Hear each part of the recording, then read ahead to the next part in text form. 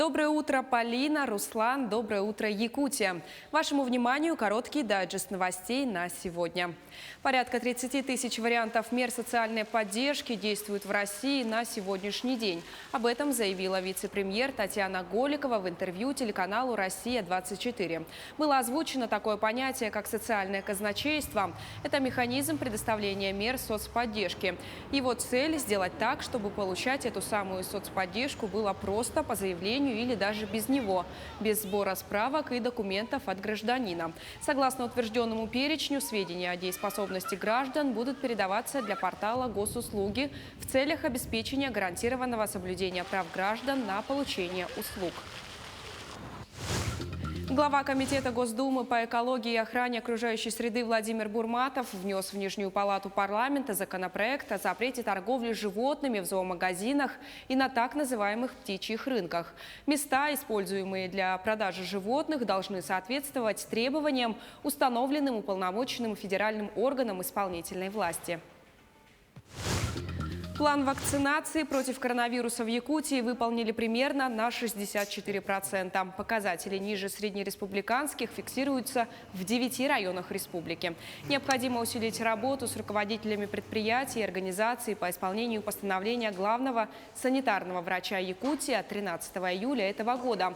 До 15 августа должна быть обеспечена вакцинация не менее 70% работников определенных отраслей. А по некоторым профессиям прописана обязательная вакцинация всех сотрудников.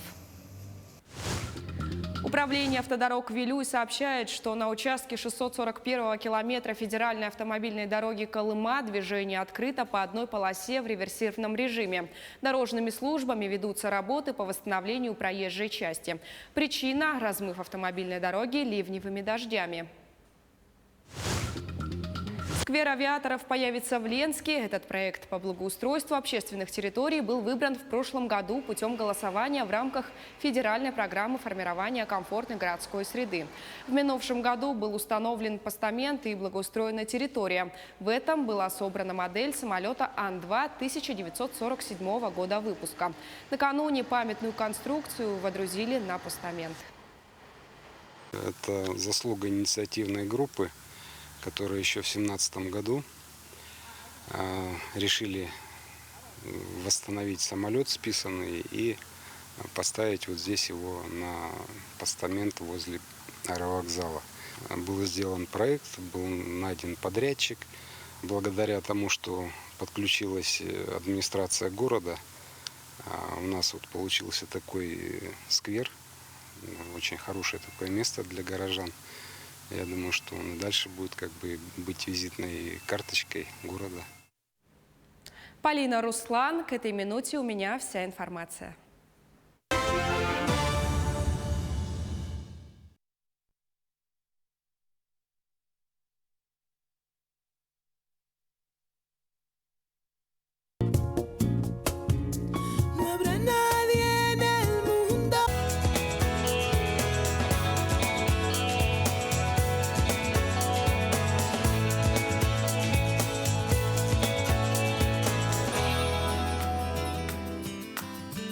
Доброе утро всем, кто начинает свой день вместе с программой «Утро Якутии» на телеканале «Якутия-24» и НВК «Саха». На календаре у нас 27 июля, вторник. И это утро с вами проведем мы, Руслан Ачиров и Полина Долинская. Ну что, дорогие друзья, сегодня у нас замечательный день. Сегодня будет очень бодрый эфир. Ну и, конечно же, кроме всего прочего, мы сегодня узнаем имена победителей еженедельной акции «Стоп коронавирус Якутия». Все это будет сегодня у нас в эфире. Также мы ждем ваши фотографии на наш WhatsApp номер 8 914 273 44 88. Сегодня вам нужно будет просто сфотографировать ваш завтрак. Нам очень интересно, чем вы завтракаете этим утром. Друзья, обязательно участвуйте в нашем таком своеобразном интерактиве. Ну и, конечно же, хотелось бы напомнить нашу страничку в Инстаграме. «Утро Якутии». Подписывайтесь, ставьте лайки, узнавайте анонсы будущих программ и следите, конечно же, за новостями. Ну что, всем желаем отличного настроения. Мы начинаем с прогноза погоды. По данным Якутского гидрометеоцентра, в 6 часов утра температура воздуха в центральных районах составила 17-23 градуса со знаком плюс. В заречной группе Улусов столбик термометра остановился от 11 до 20 градусов. В Южной Якутии, в Алдане плюс 12 этим утром. В Нерюнгри плюс 11. В Вилюйской группе от 15 до 19 градусов тепла. В Нижнеленских 12-20 градусов. В западной группе улусов холоднее сегодня. В Ленске плюс 14. В Мирном гораздо теплее. 17 градусов со знаком плюс.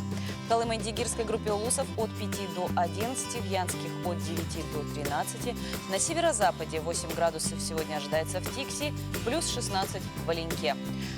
В 6 часов утра температура воздуха в городе Якутске составила 24 градуса со знаком плюс. Атмосферное давление 744 миллиметра ртутного столба. Ветер северо-западный дует со скоростью 3 метра в секунду. В течение дня без осадков, дым, ветер северо-западный подует с порывами от 8 до 13 метров. Температура воздуха днем 28-30 градусов жары. Лето для якутян – это самое долгожданное время года. Ну и, конечно же, осталось всего чуть более месяца до окончания лета. Полин, чем тебе запомнится это лето? Ну, это лето мне запомнится большим объемом работы, интересными командировками, новыми проектами. Ну и, конечно же, теми редкими случаями, когда мы с друзьями все-таки выбирались на природу к реке. Ну а чем запомнилось это лето жителям нашего города? Давайте узнаем в вопросе от журналиста Сергея Мещерякова. Можете ответить на один вопрос? Чем вам запомнится это лето и почему? Мне? Ну, жаркое было лето. Лето вот пожарами,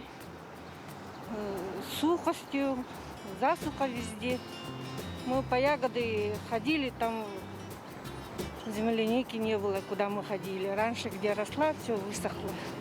По-моему, только дымом и мошками. Чем? А чем она может запомниться, кроме дыма? По-моему, всем сказано.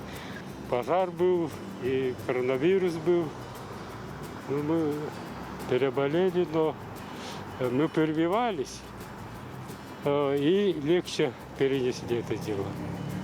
Ну, это лето замечательное. Я была в Сехе-Алёкме. Там вообще там шикарно было. Ну, летом мне запомнилось интересно, потому что я впервые сдала ОГЭ, так как я закончила 9 класс. И, конечно же, дым. Возможно, это самое такое большое событие этим летом. И было в начале июня очень жарко, чем в июле. Несомненно, это лето запомнится нам тем большим количеством пожаров, как бы это прискорбно ни звучало. Но, тем не менее, что будет с нашей вечной мерзлотой, есть ли опасность подтаивания льдов? Это мы узнаем и спросим подробно у нашего гостя. Доброе утро. Доброе Никита утро. Тананаев, ведущий научный сотрудник Института мерзлотоведения Сибирского отделения Российской академии наук. Доброе утро. Доброе утро Доброе утро. еще раз. Вот расскажите, действительно ли как-то связаны наши лесные пожары и вечная мерзлота? Естественно, это слои в одной системе. Лес у нас находится сверху, мерзлота под ним. В природе связано все, и они взаимодействуют. Лес в наших условиях, в условиях Якутии, защищает вечную мерзлоту. Это давно известно. Понижает температуру почвы и регулирует движение воды в ней. Известно, на гарях в центральной Якутии мерзлота опускается довольно значительно, протаивание увеличивается. На песчаных почвах это заметно больше, но это приносит меньше вреда территории. То есть мы не наблюдаем таких просадок каких-то или опасных, неприятных явлений. В грунтах других составов просадки могут быть заметнее, и начинается то, что мы называем термокарст, образование озер, вытаивание подземных льдов. У нас грунты очень льдистые, горные породы насыщены льдом практически, пропитаны. И, естественно, тепловое воздействие пожара, да, приводит к тому, что тает этот лед, образуются провалы. То есть, ну, если я правильно поняла, то есть увеличится количество именно вот этих вот озер каких-то? В том числе. Но, видите, Разве пожары это очень плохо? разные. Пожары очень разные. Есть верховые, низовые. Мы уже, как в прошлом году вирусологи все были, теперь стали пожароведы. Ага. Вот. Нет какого-то одного ответа, но увеличивается сезонное протаивание, образуются озера. Но озера – это одно из форм, одно из проявлений деградации мерзлоты. И со всеми последствиями, которые из этого вытекают. Ну, скажите, вот многие как бы беспокоятся, горожане особенно, да, жители города Якутска, что вот горный район, где идут большие пожары, он достаточно близко к нам. Может ли как-то это повлиять вот, с помощью мерзлоты там, на те же, допустим, многоэтажные дома и так далее? Нет, городская среда с точки зрения мерзлоты настолько преобразована человеком и настолько находится под влиянием инженерных каких-то моментов, что пожары в горном районе на нее никак не повлияют. На устойчивость зданий в городе больше всего влияет водоотвод, на самом деле, качественный водоотвод. Это основное, что обеспечивает стабильность домов и в Якутске, и в других городах на вечной мерзлоте в том числе. Вот вы собираетесь, насколько нам известно, в экспедицию изучать вот то самое влияние пожаров на мерзлоту. Вот что вам конкретно предстоит выяснить? Ну, на самом деле, сегодня прям мы должны ехать. Надеюсь, все случится.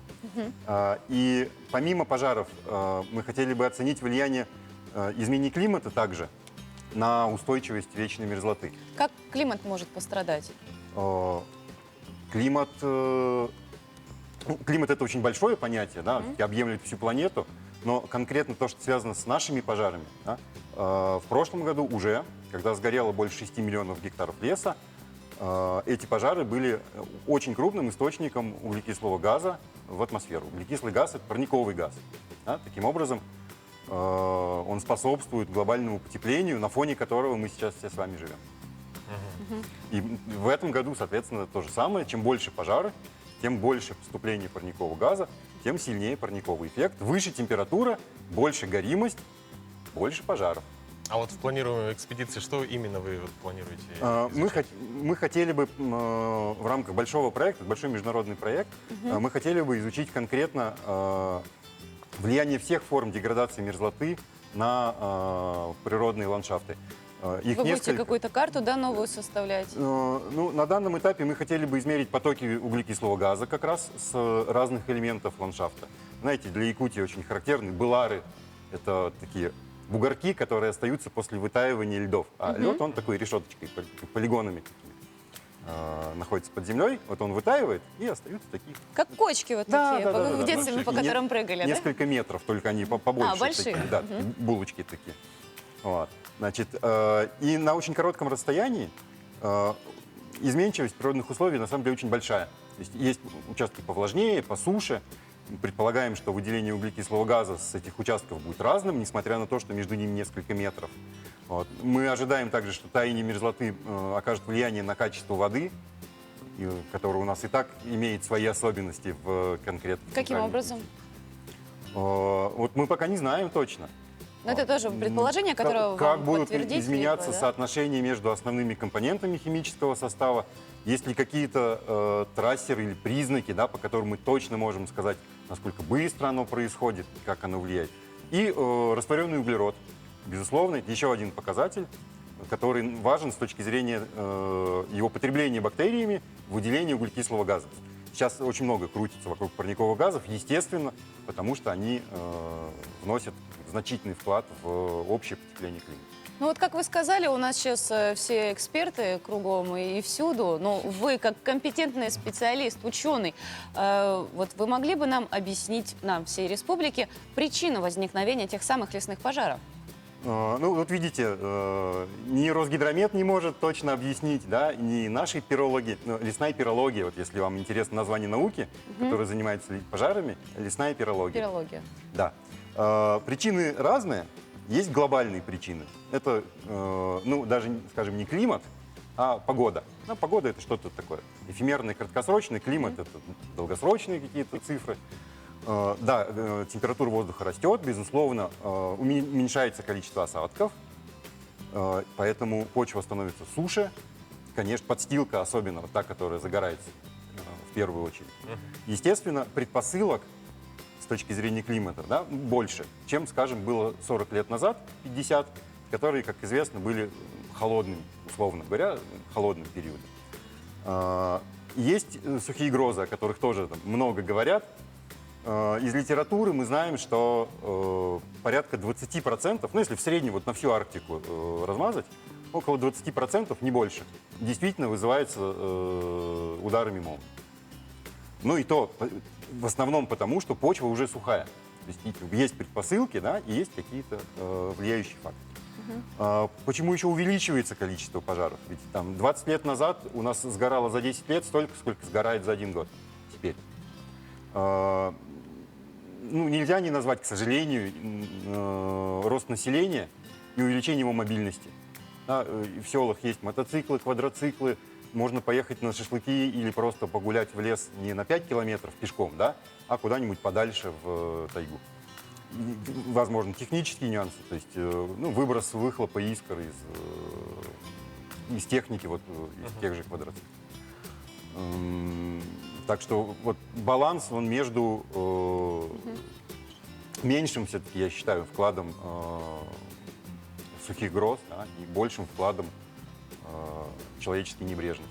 А скажите, вот на ваш взгляд, вот в будущем что нужно предпринять, например, да, что можно сделать ученым, властям, чтобы как бы уменьшить, минимизировать риски возникновения пожаров? Ну, скажем так, если мы считаем, что изменение климата провоцирует пожары в большей степени, да, то есть комплекс мер на государственном уровне. Ну, там их много. У нас есть национальный план адаптации к изменениям климата. А там целый ряд мер на федеральном уровне. На уровне каждой семьи мы тоже можем это делать. Мы можем меньше пользоваться автомобилями, хотя я знаю, что это никому не нравится. Практически нереально. В Якутске сложно без машины. Да, но тем не менее, я вот на электросамокате приехал. Здорово. Ну, большое спасибо вам за... Сортировать мусор там и все такое. И запретить сельхозпалы. Вот сейчас это никому не понравится, скажу.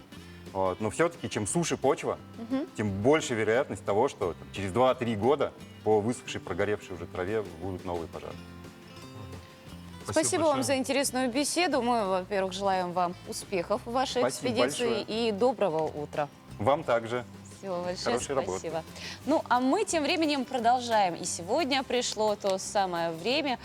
Кроме сводок о пожаре, у нас ежедневные сводки по коронавирусной инфекции. Специально для этого была запущена акция поощрения привившихся от коронавирусной инфекции «Стоп коронавирус Якутия».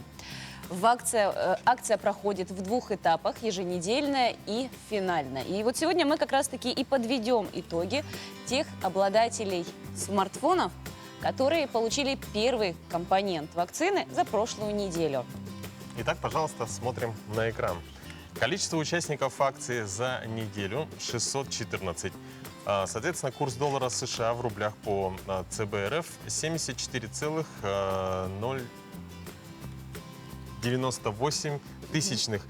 Курс евро в рублях по Центробанку 87,3171 десятитысячных. Количество участников мы умножаем на последние 4 цифры курса доллара на минувший день. Таким образом, победитель номер 1 является номер 60. Номер заявления 123 37 39. Это Эдуард из города Якутска. Последние цифры номера телефона 0785. Мы от всей души поздравляем Эдуарда. Второй победитель выявляется точно так же, только вместо курса доллара мы берем курс евро 4 последние цифры после запятой на минувший день. И что получается у нас? Победитель номер 2 под номером 195. Номер заявления 12 35 122. Агафья. Тамалакан, Верхневилюйский улус. Последние 4 цифры мобильного телефона 6540. Мы от всей души поздравляем, конечно же, победителей. По вашему номеру телефона организаторы с вами свяжутся и сообщат условия получения сертификатов на смартфон. Ну и напоминаем, что акция по стимулированию вакцинации и поощрению ответственного отношения к безопасности здоровья граждан «Стоп коронавирус Якутия» проводится в 2 видах. Первый вид – это еженедельная. В ней принимают участие граждане, получившие первый компонент вакцины от новой коронавирусной инфекции COVID-19 в соответствующий недельный период. Каждый вторник с 7 до 8 утра в прямом эфире «Утро Якутии» мы объявляем номера 2 обладателей смартфонов. Финальная акция. В ней могут принимать участие те граждане, которые, в принципе, получили 2 компонента вакцины с момента начала вакцинации. Для этого вам нужно будет зайти на портал eyakutia.ru, зарегистрироваться в необходимом бланке по вашей прививке. Ну и итоги будут подведены 30 августа в прямом эфире программы «Утро Якутии». Также, дорогие друзья, мы напоминаем, что на наш WhatsApp номер, вот лежит он у нас прямо под рукой, ждем фотографии ваших завтраков. Я думаю, что многие из вас сейчас находятся с чашечкой кофе, может быть, с яичницей, может быть, с омлетом и так далее. Поэтому не стесняйтесь, фотографируйте и отправляйте на наш WhatsApp номер. Кстати, у меня есть некоторые знакомые, которые за завтраком, ну, это есть те, кто включает в себе сериал, а есть те, кто вот прям с книжкой сидят, и даже, если честно, не обращают внимания, как они вот употребляют ту самую трапезу. В этом есть и плюсы, и минусы. Плюсы в том, что грамотная речь именно у людей, читающих, особенно классическую литературу. И вот ровно 180 лет назад, в этот самый день, 27 июля, погиб Михаил Юрьевич Лермонтов. И специально по этому случаю, в День памяти о Лермонтове, сотрудник Национального художественного музея расскажет о нем в следующем сюжете. Добрый день, дорогие друзья! 27 июля в России традиционно отмечается День памяти поэта Михаила Юрьевича Лермонтова. И сегодня давайте поговорим о нем, об этом удивительно талантливом человеке. Большинство из нас знакомы с творчеством Михаила Лермонтова, поэта. Но мало кто знает, что этот удивительный человек был прекрасным, виртуозным музыкантом, математиком и художником. Михаил Юрьевич Лермонтов родился в Москве. По материнской линии его род восходит к степному дворянству Столыпиных. А предки отца были родом из Шотландии, Георг Лермонт.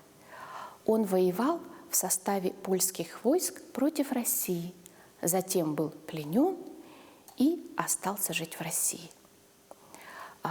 Судя по всему, рисовать Лермонтов начал даже раньше, чем писать. Он пробовал себя в разных материалах: литография, живопись маслом, графика. Большинство его графических работ и рисунков посвящены батальным сценам, а живописные картины маслом в основном изображают прекрасную природу Кавказа. Лермонтов очень любил и тонко чувствовал музыку. Он прекрасно играл на скрипке и даже сочинял.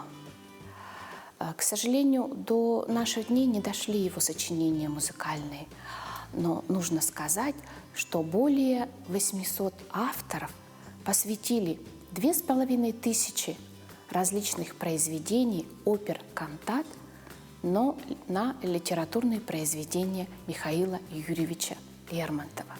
Вот такой это был удивительный, талантливый человек. И если бы его жизнь не оборвала дуэль, даже сложно сказать, в какой области бы он больше получил развитие и творчество. Может быть, бы он стал прославленным художником, или математиком, или музыкантом. В коллекции Национального художественного музея есть прекрасная скульптура Михаила Лермонтова, который выполнил русский художник, скульптор Александр Матвеев. Ну, кстати, а какие еще даты и события выпадают на сегодняшний день, 27 июля, мы узнаем в нашей постоянной рубрике «Даты и события». –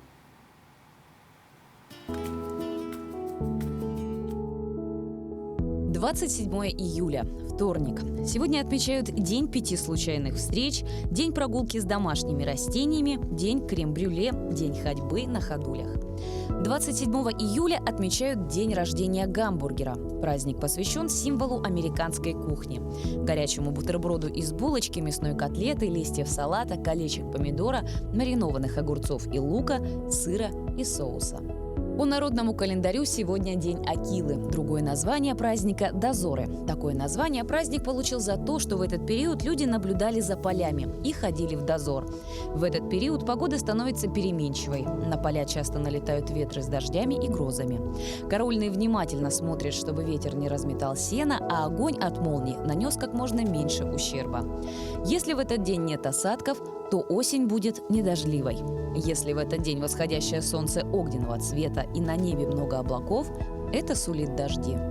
27 июля 1741 году корабль русского исследователя Алексея Чирикова из экспедиции Витуса Беринга первый достиг острова Северо-Западной Америки. 27 июля в 1827 году в России учреждено первое страховое общество. 27 июля в 1836 году в честь победы русского воинства в Отечественной войне 1812 года в Москве заложен храм Христа Спасителя. 27 июля в 1921 году в Канаде впервые получен инсулин. 27 июля в 1947 году состоялся первый полет первого реактивного бомбардировщика Ту-12. В 1964 году указом Президиума ВС СССР на базе Главного управления гражданского воздушного флота при МС СССР образовано Общесоюзное министерство гражданской авиации СССР. В 1989 году Московское высшее техническое училище имени Баумана переименовано в Московский государственный технический университет. В этот день родились. В 1824 году родился Александр Дюма, сын, французский драматург и прозаик, член французской академии, сын Александра Дюма-старшего. В 1831 году родился Людвиг Нобель, шведский и российский инженер, предприниматель, изобретатель и меценат, старший брат и деловой партнер знаменитого учредителя Нобелевской премии Альфреда Нобеля. 27 июля 1853 году родился Владимир Короленко, русский писатель, журналист, публицист и общественный деятель. В 1904 году родилась Людмила Руденко, советская шахматистка, вторая чемпионка мира по шахматам, международный гроссмейстер. В 1936 году родился Марис Лиепа, советский и латвийский артист балета, балетный педагог, киноактер, народный артист СССР, лауреат Ленинской премии. 27 июля в 1948 году родилась Пегги Флеминг, американская фигуристка, трехкратная чемпионка мира, пятикратная чемпионка США. В 1964 году родился Юрий Хой, советский рок-музыкант, лидер группы «Сектор газа». Именины в этот день отмечают Ян, Федор, Теодор, Степан, Петр, Николай, Константин, Ираклий, Иван.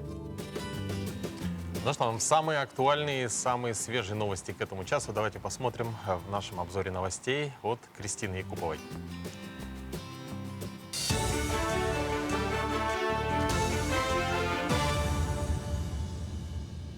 Банк России повысил ключевую ставку до 6,5% годовых. Принятое решение необходимо для сдерживания инфляции.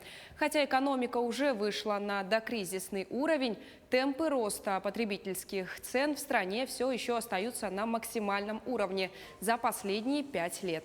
Впрочем, согласно оценке регулятора, к концу этого года уровень инфляции должен несколько снизиться, а уже в 2022 он может вернуться к целевой отметке 4%. Вовлеченность студентов российских вузов в предпринимательство критически низкая, сообщила замглавы Минобрнауки Елена Дружинина в ходе вебинара, посвященного молодежной политике. Для решения данной проблемы необходимо проводить массовую диагностику предпринимательских компетенций, что позволит создать систему, с одной стороны, выявления скрытых талантов, с другой – трансляции моделей создания и развития современного технологического бизнеса. В Якутии построят 2 школы при помощи механизма государственно-частного партнерства. Учебные заведения будут рассчитаны на 120 и 550 мест. Сдать их в эксплуатацию планируется в 2022 году в Якутске и Бердигестяхе горного района. Основное преимущество применения механизма государственно-частного партнерства в социальной сфере – это кратное увеличение числа вводимых объектов в пределах одного бюджетного цикла и, соответственно, снижение единовременной нагрузки на бюджет республики. Более 2500 человек села Барагонцы в Якутии переселят до 2025 года в новые дома. Среди них жители 10 аварийных домов должны получить ключи от новых благоустроенных квартир в следующем году на улице Ленина, 10. По проекту в 4-этажном монолитно-каркасном доме будет 44 квартиры, а во дворе красивая площадка. На данный момент строители приступили к кладке 2-го этажа.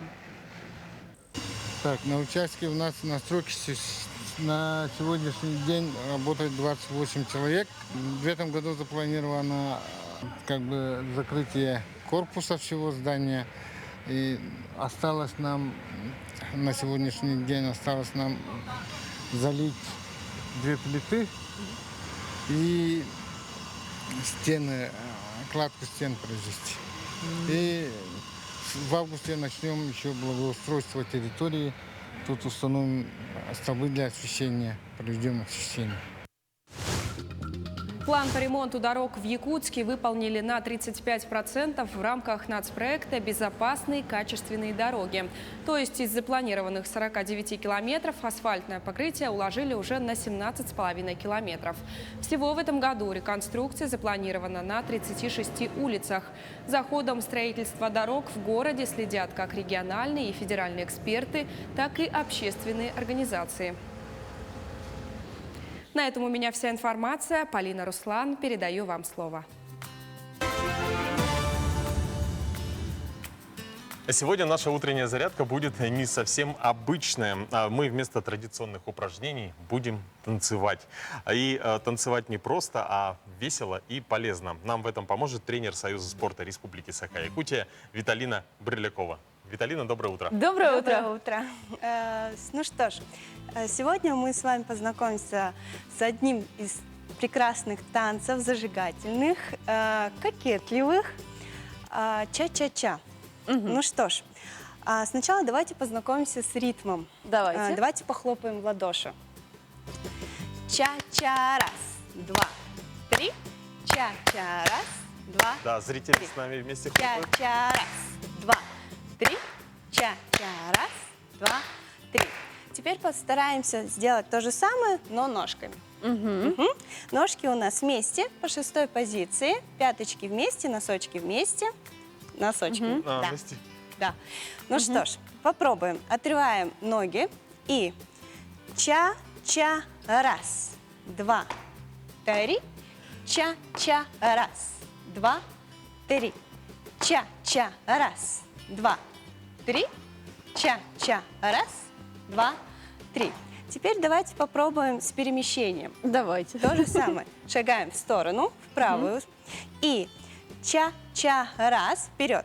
Два, три. Ча-ча, раз, два, три. Еще. Ча-ча, раз, два. Ой, у меня получается. Ча-ча, раз, два, три. Ну что ж, мы с вами уже познакомились с основным движением. Это азы, Да, получается. это Основа азы. основ. Да.